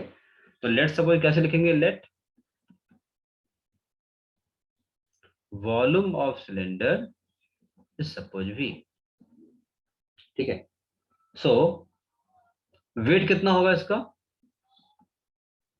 Wait of cylinder, weight of wood, actual weight कितना होगा, ठीक है। तो वेट इक्वल टू कैसे लिखते हैं, वेट इक्वल टू mg, किसका वेट, वुड का वेट, तो वुड का mg लिखेंगे। मास का मतलब वॉल्यूम इंटू डेंसिटी, किसका, वुड का, इंटू जी लिख दो। वॉल्यूम ऑफ वुड मैंने V माना है तो रन दो V। Density of would, relative density of would लिखा हुआ है, तो रिलेटिव डेंसिटी ऑफ वुड, तो बताओ रिलेटिव डेंसिटी दिया हुआ है तो वुड का डेंसिटी कितना होगा,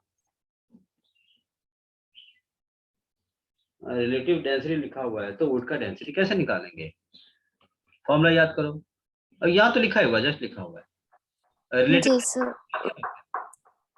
density by by. Density of water, ये फॉर्मूला होता है। तो रिलेटिव जी डेंसिटी सर। वुड का दिया हुआ है कितना, 0.8, किसका, वुड का डेंसिटी निकालना तो वुड का डेंसिटी लिखेंगे, बाय किसका डेंसिटी, वाटर का डेंसिटी। तो मैंने बताया था, याद करो, वाटर का डेंसिटी 1 होता है किसमें, सीजीएस सिस्टम। Yes sir. इसका मतलब डेंसिटी ऑफ वुड कितना निकल जाएगा, सेम 0.8, ठीक है। वाटर का डेंसिटी जो रिलेटिव डेंसिटी है वही वाटर का डेंसिटी, वही वुड का डेंसिटी हो जाएगा अगर सीजीएस में लोगे तो। लेकिन अगर एसआई में लिखोगे तो एसआई में वाटर का डेंसिटी क्या होता है, 1000 हो जाता है। वाटर का डेंसिटी एसआई यूनिट में क्या होती है, 1000 होती है। 1000. अगर क्वेश्चन में सीजीएस में लेकर बनाओगे तो इजीली सॉल्व हो जाएगा। ठीक है, सीजीएस में बनाएंगे तो रिलेटिव डेंसिटी जो दिया रहेगा वही उस बॉडी का डेंसिटी हो जाएगा, क्योंकि 1 से मल्टीप्लाई करते हैं वही वैल्यू आ जाएगी। जी सर. क्या होती है, सेम होती है। सो यहाँ पे वुड का डेंसिटी क्या लिखेंगे, 0.8। This value will be 0.8, CGS में निकाल रहे हैं। ठीक है, इनटू जी, तो जी है तो जी सर.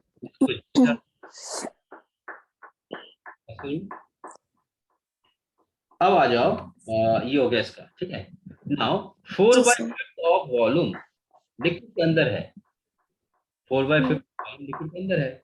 ठीक है, तो वेट ऑफ, हाँ, तो कितना लिक्विड डिस्प्लेस करेगी, फ्लोट कर रही है ना, फ्लोट कर रही है। तो फ्लोट का मतलब क्या होता है, mg, जो नीचे फोर्स लग रही है, जो नीचे इसका फोर्स आएगा और जो ऊपर फोर्स आएगा बॉयंसी फोर्स, ये दोनों फोर्स क्या होगी, सेम होगी, तब तो ये फ्लोट। Yes. बताइए थे कंडीशन। तो मैंने इस Yes ब्लॉक sir. का टोटल टोटल वेट निकाल लिया, क्या, v इंटू 0.8 इंटू जी। ठीक है, अब हम लोग निकालेंगे बॉयंसी फोर्स। तो बॉयंसी फोर्स क्या होती है, बॉयंसी फोर्स होती है, याद करो बॉयंसी फोर्स का फॉर्मूला मैंने बताया था, वी रो जी, ये फॉर्मूला होता है, जिसमें रो किसका लेते हैं, लिक्विड का, वी किसका लेते हैं, Liquid का. बॉडी का। Body का. बॉडी का कौन सा वॉल्यूम लेते हैं, जो लिक्विड के अंदर होता है। जी सर. मैंने क्वेश्चन किया था, बॉडी का वही वॉल्यूम लेना है जो लिक्विड के अंदर होता है। ठीक है, तो लिक्विड के अंदर कौन सा वॉल्यूम है, 4/5 पार्ट, तो क्या लिखेंगे, 4/5 वॉल्यूम, ये लिक्विड के अंदर है। लिक्विड का डेंसिटी, लिक्विड का डेंसिटी मान लो रो एल। ठीक है, वही हमें निकालने, देखो लिक्विड का डेंसिटी निकालना है, इंटू जी हो गया। अब इसे सॉल्व कर लो, तुम्हारा आंसर आ जाएगा।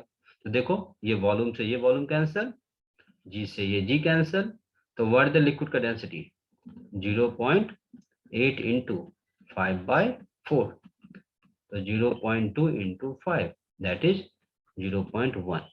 सीजीएस में बताएंगे, क्योंकि मैंने डेटा किस में लिया है, सीजीएस में, 0.1 ग्राम पर सेंटीमीटर क्यूब, इस आंसर। ऐसा समझ में। जी सर. अब आ जाओ नेक्स्ट क्वेश्चन देखते हैं। ठीक है, next question is, a certain block, ये सर जो तुम्हारा नीट का क्वेश्चन पेपर है उसमें देखना, कोई चैप्टर उठाना उस पर क्वेश्चन आया हुआ है। ठीक है, जैसे हाइड्रोस्टैटिक अगर देखोगे तो हाइड्रोस्टैटिक में जितने क्वेश्चन आए हुए हैं तुम देखना इसी फॉर्मूला सबसे आया हुआ, आर्किमिडीज प्रिंसिपल, बॉयंसी फोर्स, इसी सबसे क्वेश्चन सब पूछा गया है। ठीक है, तो सारा क्वेश्चन उसको बनाओ, नहीं तो अभी करंटली हाइड्रोस्टैटिक चल रहा है तो हाइड्रोस्टैटिक कंप्लीट कर दो। ठीक है, अभी जस्ट मैंने हाइड्रोस्टैटिक पढ़ाया है। ठीक है, पहले का जो पोर्शन है उसको जी सर. कर लेंगे। अभी करंटली मैंने जी सर. पढ़ाया है, तो नीट का क्वेश्चन हाँ. पेपर उसमें हाइड्रोस्टैटिक के जितने क्वेश्चन आए हैं, ठीक है, जी सर. सारे क्वेश्चन बना लो, जो क्वेश्चन नहीं बनेगा उसको हम लोग डिस्कस कर लेंगे। ठीक है, जी सर. देखो, ये certain block weight in air, ये certain block weight in air, certain block weight 15 newton in air, ऐसा लिखते हैं, weight 15 newton, weight 15 newton in air, किसी बॉडी का एयर में कितना वेट है, 15 newton. Okay, but it weight only 12 Newton when completely immersed in water. Completely immersed in water, इसका मतलब क्या हुआ, वेट कम क्यों हो गया, क्योंकि बॉयंसी फोर्स लगेगा, इसकी वेट क्या हो जाएगी, कम हो जाएगी। तो कम होने के बाद बताया गया कि इसका वेट कितना है, 12 Newton. Okay, now when immerse completely in another liquid, immerse completely in another liquid. Okay, it weight it weight 30 newton, इसकी वेट कितनी है 30 newton. Find relative density, find relative density किसका, फर्स्ट ब्लॉक का निकालना है, second liquid का find करना है। क्वेश्चन समझ में आया, फिर से देखो क्वेश्चन क्या है। सर्टेन ब्लॉक जी है, इसका वेट है 50, मतलब एयर में इसका वेट कितनी है किसी ब्लॉक का 50 न्यूटन, ठीक है। But it weight in only 12 newton complete immersion water, water में उसका वेट कितना है, जब वाटर में डिप कर देंगे कितना वेट है 12 newton. Again immerse in completely in another liquid, it weight is 30 newton, किसी अननोन लिक्विड में इसकी वेट कितनी है 30 न्यूटन। ओके, क्या फाइंड करनी है, relative density of block, relative density find करनी है हमें, किसका, ब्लॉक का फाइंड करना है, ठीक है, और फिर किसका फाइंड करना है, लिक्विड का फाइंड करना है, ठीक है, यही हमें निकालनी है। आया समझ क्वेश्चन, जी सर। ठीक है। तो मैंने इसका फॉर्मूला लिख के बताया था, वही फॉर्मूला यूज करना है, ठीक है। फॉर्मूला में बताया था, देखो रिलेटिव डेंसिटी ऑफ बॉडी, किसी बॉडी का रिलेटिव डेंसिटी तो कैसे निकालते हैं, weight in air by weight in air minus weight in water. देखो फर्स्ट वाला फॉर्मूला जो मैंने बताया था, आज ही बताया, अभी जस्ट बताया था, ये वाली फॉर्मूला देखो, किसी बॉडी का, ये मैंने क्या लिखा, रिलेटिव डेंसिटी ऑफ बॉडी, किसी सॉलिड बॉडी का, एयर में weight by air minus liquid में वेट, ठीक है। तो लिक्विड का मतलब वाटर है, तो वाटर में वेट निकाल लो, ऐसा समझ में। सो एयर में कितना दिया हुआ है, एयर में देखो, एयर में कितने न्यूटन वेट है 15, तो this value will be 15, air में 15, वाटर में कितना दिया हुआ है 12, है ना, तो 12, तो 15 माइनस 3 कितना आएगा 5, हो गया, रिलेटिव डेंसिटी निकल गया, इसका निकल गया। जी सर। अब सेकंड पार्ट, ये फर्स्ट वाला पार्ट था, सेकंड पार्ट लिक्विड का रिलेटिव डेंसिटी, लिक्विड का। तो देखो मैंने दो फॉर्मूला बताया, दोनों फॉर्मूले को देखो अच्छे से, ये फर्स्ट फॉर्मूला है, ये रिलेटिव डेंसिटी सॉलिड का है, ठीक है। सेकंड फॉर्मूला जो है ये रिलेटिव डेंसिटी लिक्विड का है, दोनों अलग फॉर्मूला है, तो क्वेश्चन में कंफ्यूज मत होना किसका क्या है। सॉलिड का निकालना होगा तो ये वाला फॉर्मूला यूज करेंगे, ठीक है, लिक्विड का निकालना होगा तो ये वाला फॉर्मूला यूज करेंगे। तो लिक्विड का रिलेटिव डेंसिटी का फॉर्मूला देखो, देखो यहाँ पे लिखा है, ये वाले पार्ट, इसको मैंने अच्छे से लिखा है, एयर में वेट माइनस लिक्विड में वेट बाय एयर में वेट माइनस वाटर का वेट, ऐसा नहीं है, तो इस फॉर्मूले का यूज करेंगे, इसलिए मैंने ये क्वेश्चन करवा दिया कि इसमें दोनों फॉर्मूले में डिफरेंस समझ में आ जाएगा तुम्हें, ठीक है। तो पहले मैंने क्या लिखा, रिलेटिव डेंसिटी किसका, लिक्विड का, ऐसे लिखेंगे, एयर में वेट माइनस, देखो एयर में वेट माइनस लिक्विड में वेट, ठीक है, माइनस लिक्विड में वेट बाय एयर में वेट माइनस वाटर में वेट, अब सबकी वैल्यू पुट कर दो, आंसर आ जाएगा, ठीक है। तो एयर में वेट कितना दिया हुआ है 15, लिक्विड में वेट कितना है देखो 13, ये वाली वैल्यू, ठीक है, एयर में वेट 15, वाटर में वेट 12, हो गया, 15 माइनस 13, जी सर। 15 minus 2 by 3। जी सर। तो दोनों फॉर्मूला का डिफरेंस समझ में आया, क्या है दोनों फॉर्मूला, जी सर। ऐसा क्वेश्चन आता है, बस उसको तुमको फॉर्मूला याद रखना है और फटाफट वैल्यू पुट करो, आंसर निकालो, हो गया।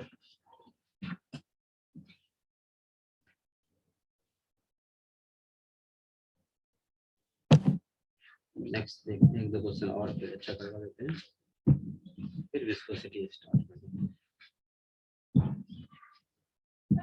अब इसके बाद टाइम नहीं लगेगा, हाइड्रोस्टैटिक हाइड्रोडायनामिक विस्कोसिटी छोटा छोटा पार्ट है, जल्दी खत्म हो जाएगा।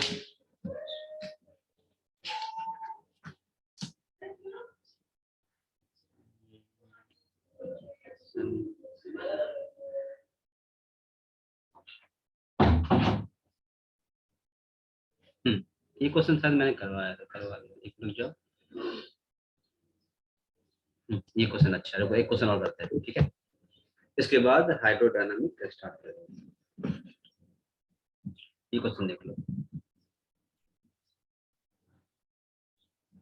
कहाँ गया क्यूब ऑफ, हाँ ये क्वेश्चन लीनियर डायमेंशन, ठीक है। ए क्यूब, देखो ये question, A cube of would supporting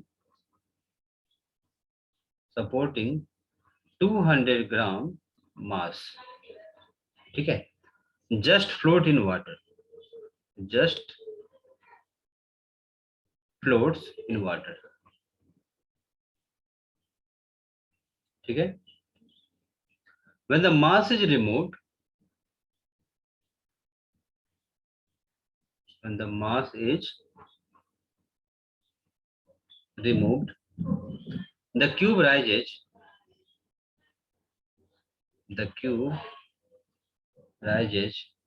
by 1 centimeter, by 1 centimeter, ठीक है। find dimension of cube, linear dimension of cube, find dimension of cube, linear dimension कहने का मतलब है क्यूब का साइड लेंथ क्या है वो निकालनी है। क्वेश्चन समझ में आया? एक क्यूब ऑफ वुड, क्यूब है, क्यूबिकल शेप का वुड है, okay, supporting 200 gram mass, just float in water. तो वाटर सरफेस पे जब फ्लोट करती है वुड, तो वो 200 ग्राम एक के मास को सपोर्ट में रखा हुआ है, ठीक है। अब उस मास को अगर हटा दोगे तो क्यूब जो है ये 1 सेंटीमीटर ऊपर आ गया है, राइजेज बाय 1 सेंटीमीटर, ओके। सो उस क्यूब का साइड लेंथ कितनी है, लीनियर डायमेंशन क्या है, वो हमें फाइंड करनी है। ऐसा समझे क्वेश्चन?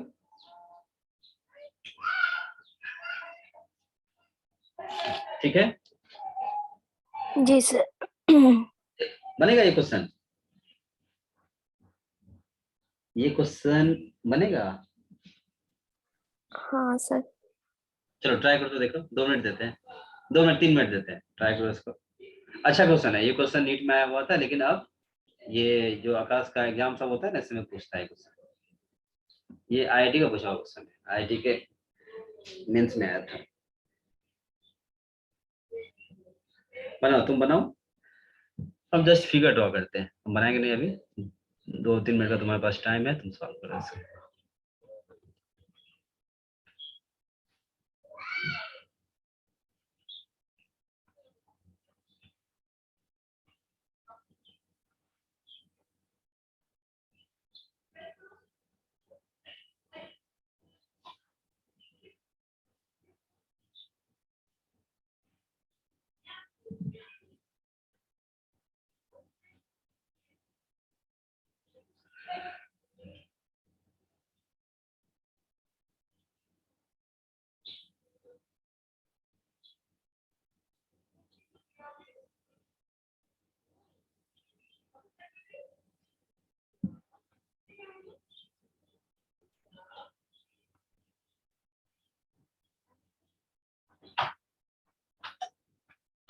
चलो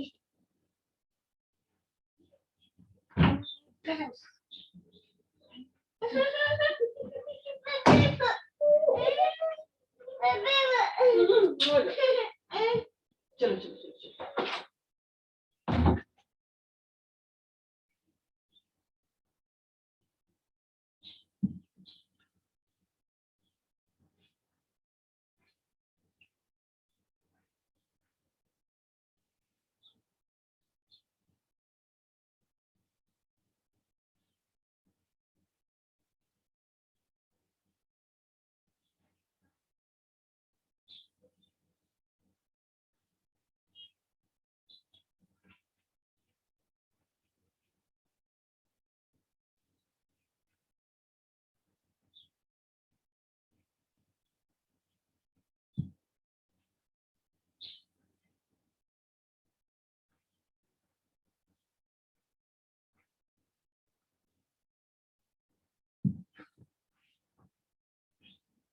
ठीक है, देखो जो कैसे बनाते हैं,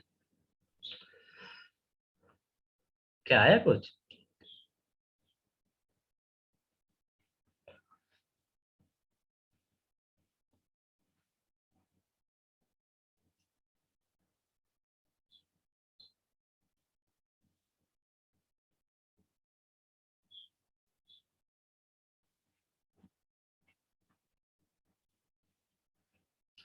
चलो देखो देखो कैसे बनाते हैं।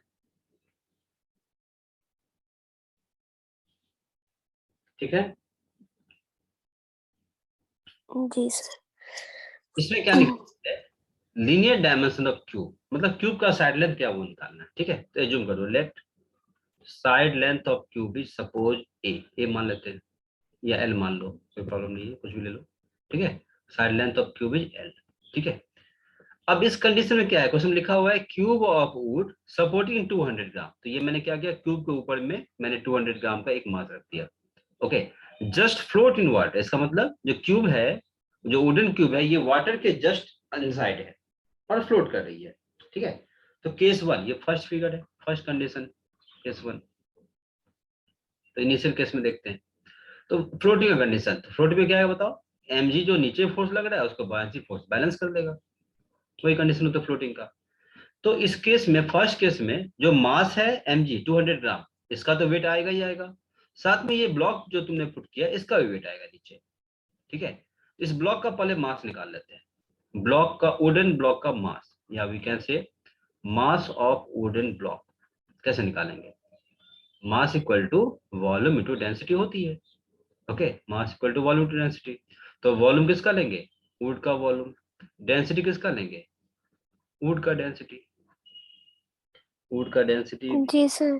का डेंसिटी नहीं, नहीं दिया होगा, देखते हैं, नहीं दिया होगा यूज नहीं होता होगा। ठीक है, तो मास ऑफ वुड, जी सर। पहले वेट निकालते हैं, तो 200 ग्राम जो मैंने ग्राम को पहले पुट किया था, प्लस मास, किसका मास, वुड का मास, तो volume of would, volume of would कितना होगा, साइड लेंथ मैंने एल माना है, तो क्यूब का वॉल्यूम कितनी होती है, एल क्यूब, तो एल क्यूब लिख दो, आ समझ में, so L cube into density of wood, okay, into density of wood, ये मास आ गया, into G, हमें G लिखना है, ये टोटल आ गया।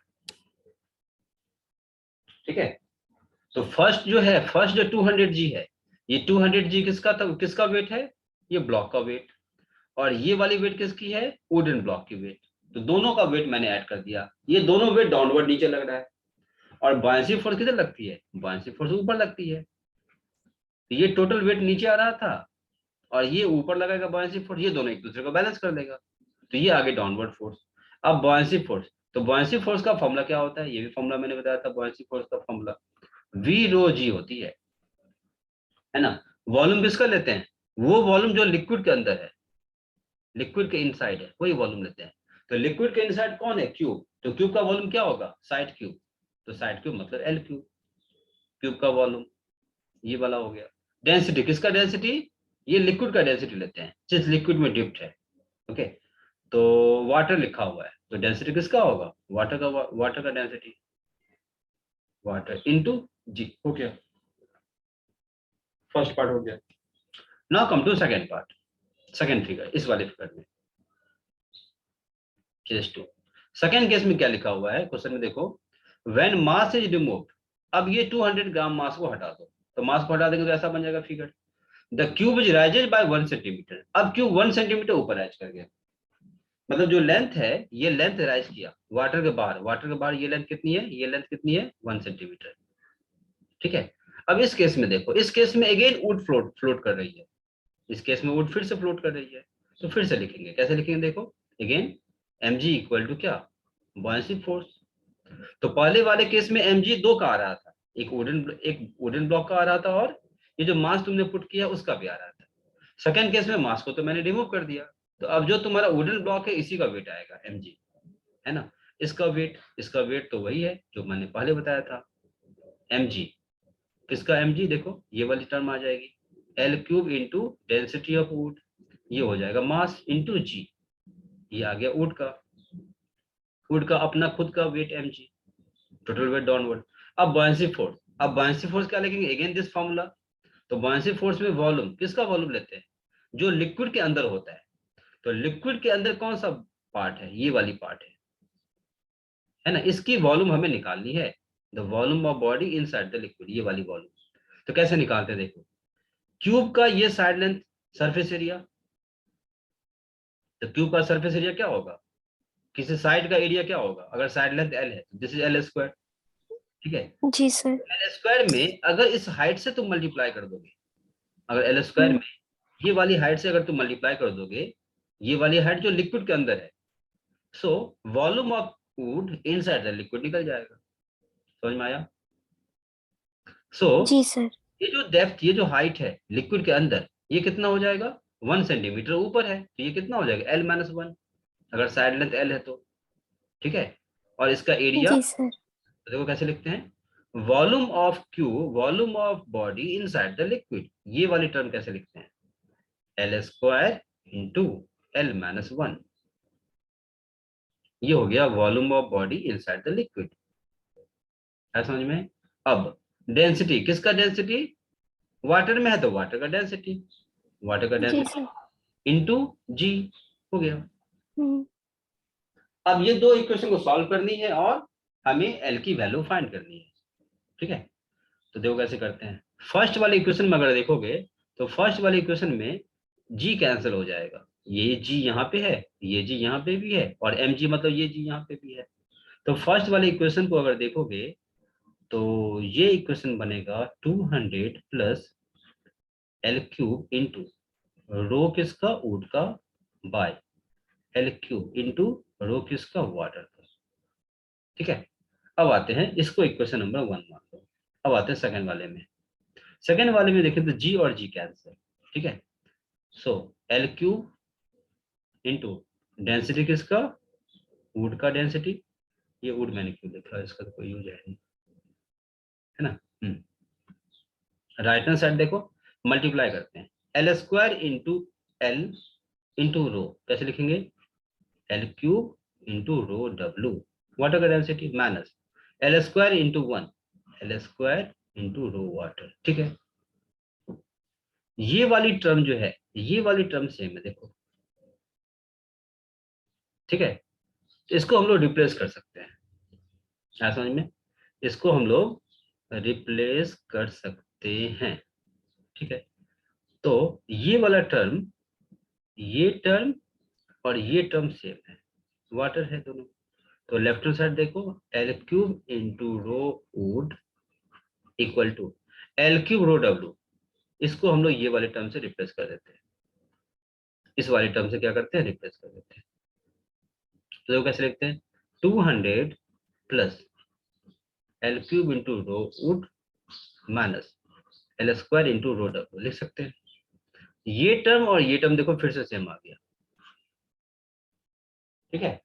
इसीलिए क्वेश्चन में वुड का डेंसिटी नहीं दिया हुआ है, क्योंकि रिक्वायरमेंट है ही नहीं। वुड का डेंसिटी क्या होता है? कैंसिल आउट हो जाता है, इसीलिए क्वेश्चन में वो डेटा नहीं दिया हुआ है।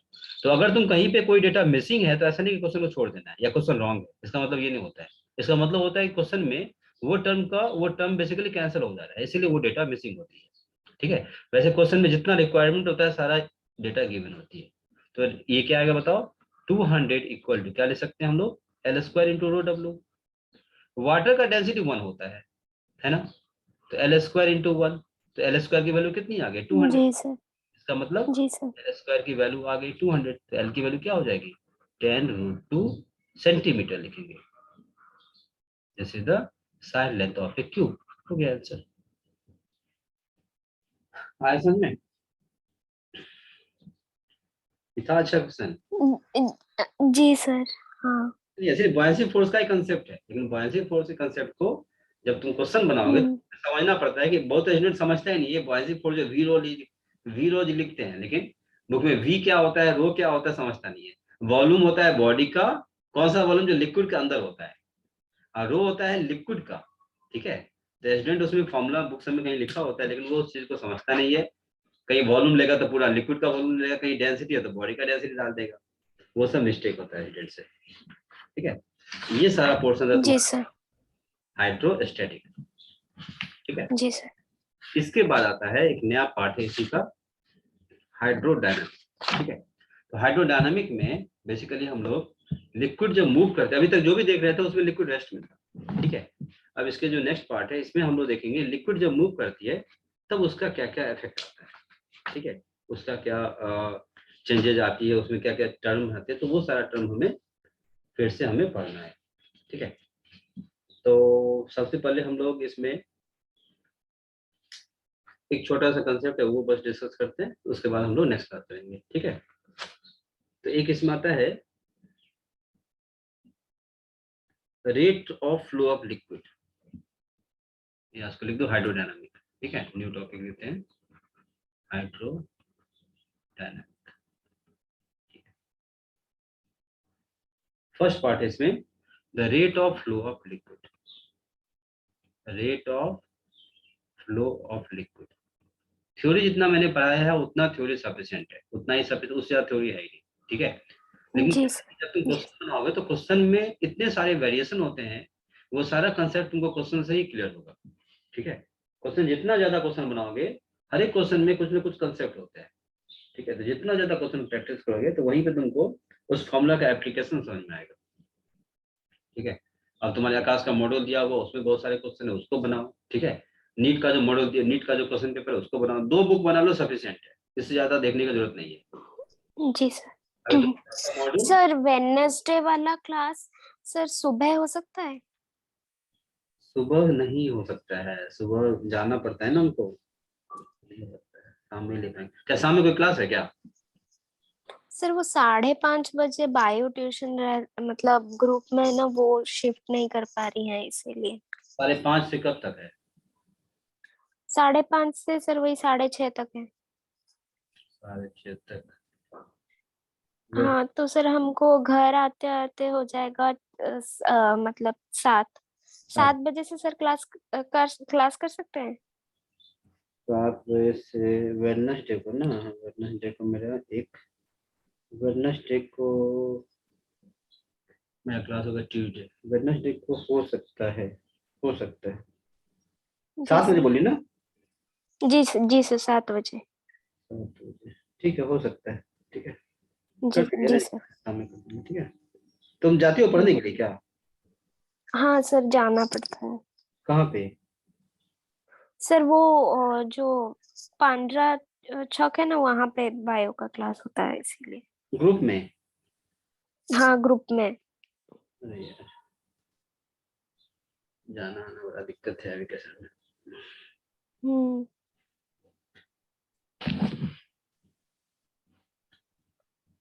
ऑनलाइन कोई अच्छा टीचर नहीं मिलता है, उससे पढ़ लो। सर ऑनलाइन में उस मतलब इतना ये नहीं होता, क्लियर नहीं होता इसीलिए। अच्छे टीचर से, बायोलॉजी तो थ्योरेटिकल सब्जेक्ट है, उसमें तो कोई दिक्कत नहीं होना चाहिए, कोई अच्छा टीचर अगर मिल जाता है ऑनलाइन किसी, तो वो पकड़ लो। सर एक्चुअली वहां पे जाने से ना मतलब कि मतलब कुछ बच्चे हैं जो ऑनलाइन ज्वाइन करते हैं और हम कुछ 4 बच्चे हैं जो जाते हैं। अच्छा तो अच्छा। वहां पे सर जाने के बाद वो ऐसे नॉर्मल उस ग्रुप में ना सर 12th के भी बच्चे हैं, वो ओके लोग नीट के लिए प्रिपेयर कर रहे हैं।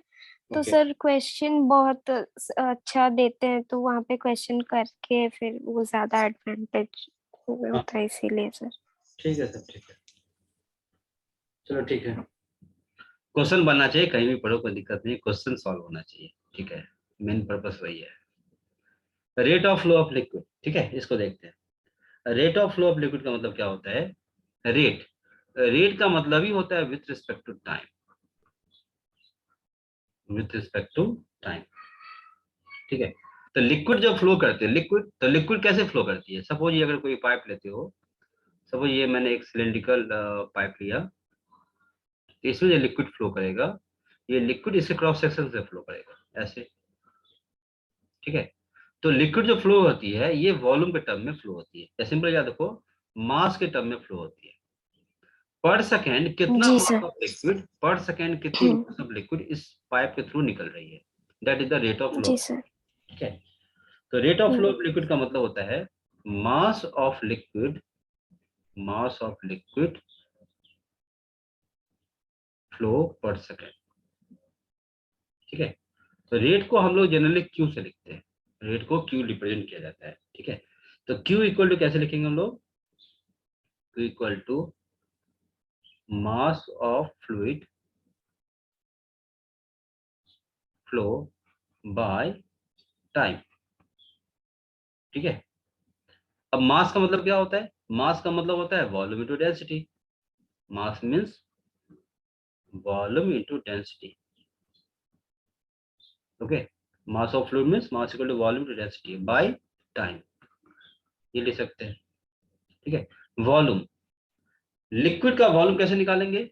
लिक्विड का क्रॉस सेक्शन एरिया, देखो वॉल्यूम का यूनिट क्या होता है? मीटर क्यूब, वॉल्यूम की यूनिट होती है मीटर क्यूब। ठीक है, तो अगर इसका क्रॉस सेक्शन एरिया मतलब एरिया और इसके लेंथ से मल्टीप्लाई कर दो, लेट्स सपोज इसकी लेंथ एल है।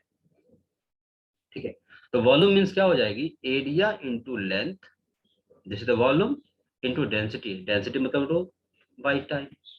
ठीक है, तो area L by T, length by time, इसको हम लोग वेलोसिटी ले सकते हैं, ए वी इंटू रो। ठीक है, so rate of flow of liquid basically क्या होती है? Q equal to a v rho, ये फॉर्मूला होता है। ठीक है, यहाँ पे ए क्या है? A the cross section area of the pipe, जिस पाइप पे लिक्विड फ्लो कर रही है। ठीक है, v इज द वेलोसिटी, क्या लिखेंगे हम लोग? Area of cross section cross. Pipe. Okay, and L and v is velocity of fluid, जो फ्लूइड फ्लो कर रही है उसकी वेलोसिटी, और रो क्या होती है?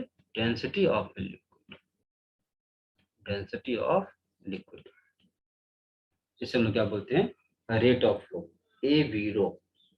ठीक है, इसके बाद एक आता है इक्वेशन, इक्वेशन ऑफ कंटिन्यूटी। ठीक है, इक्वेशन ऑफ कंटिन्यूटी। ठीक है, इक्वेशन ऑफ कंटिन्यूटी, तो इक्वेशन ऑफ कंटिन्यूटी क्या होती है? बेसिकली इसका स्टेटमेंट है, थोड़ा सा वो याद रखनी है। When an incompressible liquid, incompressible liquid, incompressible का मतलब होता है, इनकम्प्रेसिबल का मतलब ऐसा लिक्विड जो लिक्विड कंप्रेस नहीं होती है। इनकम्प्रेसिबल लिक्विड मींस ऐसा लिक्विड जो लिक्विड कंप्रेस नहीं होती है। लिक्विड कंप्रेस नहीं, ऐसा लिक्विड यूज करना है जिसमें लिक्विड में कंप्रेशन नहीं होगा। ओके, तो व्हेन एन इनकम्प्रेस, आगे बताएंगे टाइप ऑफ लिक्विड, जब बताएंगे तो वहां पे डिफरेंट डिफरेंट टाइप्स के होते हैं, वो नेक्स्ट क्लास हम लोग डिस्कस करेंगे। ठीक है, जी सर। देखेंगे हम लोग। तो when an incompressible liquid flows strictly through a tube of non-uniform cross section, non-uniform cross section, non-uniform cross section, इसका मतलब ये हुआ, ऐसा समझ लो कोई पाइप ऐसा है, इस तरह कोई पाइप है, नॉन यूनिफॉर्म क्रॉस सेक्शन। जैसे देखो यहाँ पे cross section area this one, यहाँ पे cross section area this one, यहाँ पे cross section area this one, cross section area very कर रही है, नॉन यूनिफॉर्म क्रॉस सेक्शन, इसका मतलब वही हुआ नॉन यूनिफॉर्म क्रॉस सेक्शन, मतलब क्रॉस सेक्शन एरिया कैसा है? वेरिएबल है। ओके, तो when an incompressible liquid flows straightly through a tube of non uniform cross section, ठीक है, then rate of mass of fluid, rate of mass of fluid entering the tube, rate of mass of fluid entering the tube is equal to rate of mass of fluid leaving the tube, ठीक है, इस liquid के बदले यहाँ fluid कर दो, general form हो जाएगा।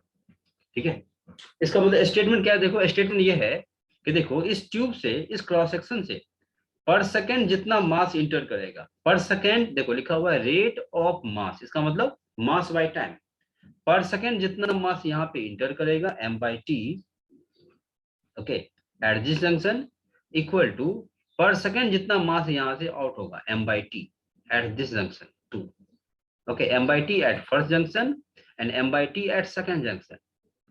ये दोनों वैल्यू क्या होगी, सेम होगी। Rate of mass of fluid entering the tube is equal to rate of mass of fluid leaving the tube. Okay, जितना मास पर सेकेंड इस जंक्शन पे इन होती है, इंटर करती है, उतना ही मास पर सेकेंड सेकेंड जंक्शन से क्या होती है, आउट होती है। ये इसका इक्वेशन ऑफ कंटिन्यूटी है। ठीक है, क्या समझ में? जी सर। जी सर। जितना पाइप में वाटर इन होगा उतना ही पाइप से वाटर क्या होगी, बाहर निकलेगी। सिंपल सा कंसेप्ट है। ठीक है, इसका मतलब m बाई टी का क्या होगी, m बाई टी इस केस में क्या होती है, कांस्टेंट होती है। किसी भी पाइप में m बाई टी की वैल्यू क्या होती है, कांस्टेंट होती है। ठीक है, m बाई टी का मतलब m1 by t1 equal to m2 by t2। This is at first junction, this is at second junction. ठीक है, टाइम तो सेम होगा, सेम टाइम में लेंगे तो टाइम की वैल्यू t1 t2 तो बेसिकली सेम ही होती है। तो t1 t2 हम लोग क्या कर सकते हैं, इसको एक काम करो, इसको बाद में चेंज करते हैं। एम बाई टी का फॉर्मूला जस्ट मैंने फाइंड किया था। देखो एम बाई टी यही टर्म है, mass of fluid by time. इसको मैंने क्यू लिखा था, और क्यू का फॉर्मूला क्या आ गया, देखो ए वी रो, है ना। इसका मतलब जी सर। एम बाई टी को हम लोग क्या लिखते हैं, Q1, और एम बाई टू क्या हो जाएगा, ये Q2 हो जाएगा। ठीक है, एम बाई टी का मतलब बेसिकली क्यू ही होता है। ठीक है, जो मैंने पहले बताया। जी सर। और क्यू का फॉर्मूला मैंने क्या बताया, क्यू का फॉर्मूला मैंने बताया Q equal to a v rho. A मतलब एरिया, वी मतलब velocity, rho density. So A1 V1 rho 1 equal to A2 V2 rho 2। ठीक है, अब रो 1 और रो 2 सेम होती है। रो 1 और रो 2 क्या होती है, सेम होती है। बिकॉज लिक्विड मैंने क्या चूज किया है, जो भी फ्लूइड मैंने चूज किया है, ये इनकम्प्रेसिबल लिखा हुआ है, इनकम्प्रेसिबल। फ्लूइड कैसा है, fluid is incompressible. Incompressible. Density का मतलब क्या होता है, डेंसिटी का लिटरल मीनिंग क्या होती है, डेंसिटी को नॉर्मली कैसे डिफाइन करेंगे। डेंसिटी का मतलब होता है कि कॉम्पैक्टनेस कितना है, मॉलिक्यूल का अरेंजमेंट कितना ज्यादा है। तो अगर डेंसिटी ज्यादा है, अगर मान लो डेंसिटी ज्यादा है, इसकी डेंसिटी अगर ज्यादा है, तो मॉलिक्यूल काफी कॉम्पैक्ट होगा। इसका मीनिंग ये हुआ, मतलब दो मॉलिक्यूल के बीच में डिस्टेंस क्या होती है, काफी कम होती है। ठीक है, अगर डेंसिटी कम है, इसका मतलब दो मॉलिक्यूल के बीच में डिस्टेंस क्या होगी, काफी ज्यादा होगी।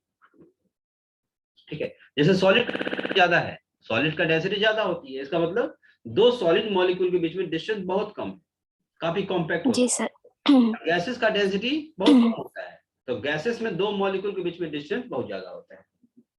ठीक है, जैसे हम लोग बोलते हैं पॉपुलेशन डेंसिटी, पॉपुलेशन डेंसिटी बोलते हैं। तो पॉपुलेशन डेंसिटी अगर मान लो 100 है, इसका मतलब क्या, 1 किलोमीटर में 100 पब्लिक रहता है। 1 किलोमीटर में 100% रहते हैं। तो अगर 1 किलोमीटर में 100% रहेंगे, तो 2% के बीच में डिस्टेंस क्या होगा, बहुत ज्यादा आएगा। तो पॉपुलेशन जी डेंसिटी सर। कम है। अगर हम बोलेंगे पॉपुलेशन डेंसिटी 1000 है, या मान लो 800 है, इसका मतलब क्या, 1 किलोमीटर में 800% रहते हैं। तो 1 किलोमीटर जी में अगर सर। 800% रहेगा, तो 2% के बीच में डिस्टेंस क्या होगा, हो जाएगा। जी। इसका मतलब होता है। ठीक है, जी तो सर। इनकम्प्रेसिबल लिक्विड है, इसका मतलब लिक्विड कॉम्प्रेस नहीं है, तो डेंसिटी क्या होगी, सेम होगी। सो रो 1 और रो 2 की वैल्यू क्या होगी, कैंसिल हो जाएगी। तो क्या लिख सकते हैं यहाँ से हम लोग, यहाँ से लिख सकते हैं A1 V1 equal to A2 V2। ठीक है, इस इट मीन्स जी sir. A into V equal to constant. किसी भी पाइप में एरिया और वेलोसिटी का प्रोडक्ट क्या होता है, कांस्टेंट होता है। ठीक है, अब यहां से देखो, फर्स्ट पॉइंट और सेकंड पॉइंट दोनों में किसका एरिया ज्यादा है, फर्स्ट और सेकंड में फर्स्ट। फर्स्ट एरिया फर्स्ट ज्यादा वाले है। में। ठीक है, फर्स्ट एरिया ज्यादा है, तो यहां से हम लोग क्या ले जी सकते हैं, sir. A1 is more than A2।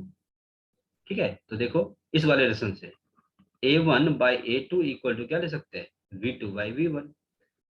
ठीक है, जी A1 sir. Is more than A2, it means A1 by A2 is more than 1, है ना। तो जी A1 सर। बाई हाँ। A1 बाई ये वाला टर्म क्या होगा, ये वाला टर्म क्या ले सकते हैं, मोर देन 1। जी sir. It means that this term will be A1 by A2 will be more than 1. This term will be more than 1. ठीक है, तो इसको और इसको अब रिलेट करो, इस वाले टर्म को कैसे लिखेंगे, V2 by V1 is more than 1. It means V2 is more than V1. ठीक है, सो जी सर। एंड वाला इस एंड पे जो वाटर निकलेगी, इस एंड पे जो वाटर निकलेगी इसकी वेलोसिटी v2, और फर्स्ट वाले एंड पे जो वाटर इन करेगी इसकी वेलोसिटी v1 है ना। तो v2 की वैल्यू क्या होती है, v1 से ज्यादा होता है। v2 वैल्यू v1 से क्या होती है, ज्यादा होती है। या नॉर्मली देखोगे, ज्यादा। नॉर्मली यस देखेंगे तुम्हारे घर में पाइप है, पाइप से वाटर निकल रही है, ठीक है। अब क्या हाँ करो, सर। उस हाँ। वाटर, उस पाइप जो है, उस पाइप का क्रॉस सेक्शन एरिया तुम क्लोज कर दो। जिस जिस एंड से वाटर निकल रही है, तो तुम क्या करना, उसके एंड को थोड़ा क्लोज कर दो। तो जैसे ही तुम जी क्लोज सर। करेंगे तो देखना उससे जो वाटर निकलेगी उसका स्पीड बढ़ जाएगा। ऐसा नहीं है, हाँ सर, पाइप समझ से जो गई। वाटर निकल रही है, तो हम्म। पाइप को क्या करो, थोड़ा सा हाफ क्लोज कर दो। हाफ क्लोज करो, देखो उससे वाटर का जो स्पीड है वो सडनली बढ़ जाएगा, ठीक है। इसका मतलब क्या होता है, तुमने एरिया कम कर दिया, एरिया कम करेगी तो वेलोसिटी क्या हो जाएगी, बढ़ जाएगी। बढ़ जाएगी, यस सर। देखो सेकंड वाले क्रॉस सेक्शन की एरिया क्या है, कम है। सेकंड वाले क्रॉस सेक्शन की एरिया कम है, कम है, उसकी वेलोसिटी क्या है, ज्यादा है, ज्यादा है। ठीक है। तो ऐसे याद रखेंगे। अगर मान लो ये कोई क्रॉस सेक्शन है, ठीक है, ऐसा ऐसा ऐसा, ठीक है। तो यहाँ की वेलोसिटी v1, यहाँ की वेलोसिटी v2, और यहाँ की वेलोसिटी v3। सबसे ज्यादा वेलोसिटी कहाँ पे होगा, जिसका एरिया सबसे कम है, ठीक है। तो इसकी एरिया मान लो a1, इसकी एरिया a2, इसकी एरिया a3। तो a1 की वैल्यू सबसे ज्यादा है, a2 की वैल्यू उससे कम है, जी a3 की वैल्यू सर। सबसे कम है। वेलोसिटी v1 पे सबसे कम होगा, v2 पे सबसे कम होगा, और v3 पे सबसे ज्यादा होगा, जी सर। ठीक है।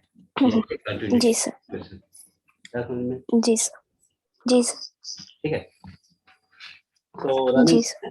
इसके आगे नेक्स्ट हम लोग नेक्स्ट क्लास करेंगे, ठीक है।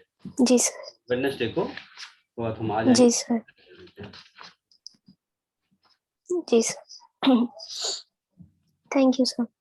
चलो ठीक है, इसका रिकॉर्डिंग हम भेज देंगे। जी सर।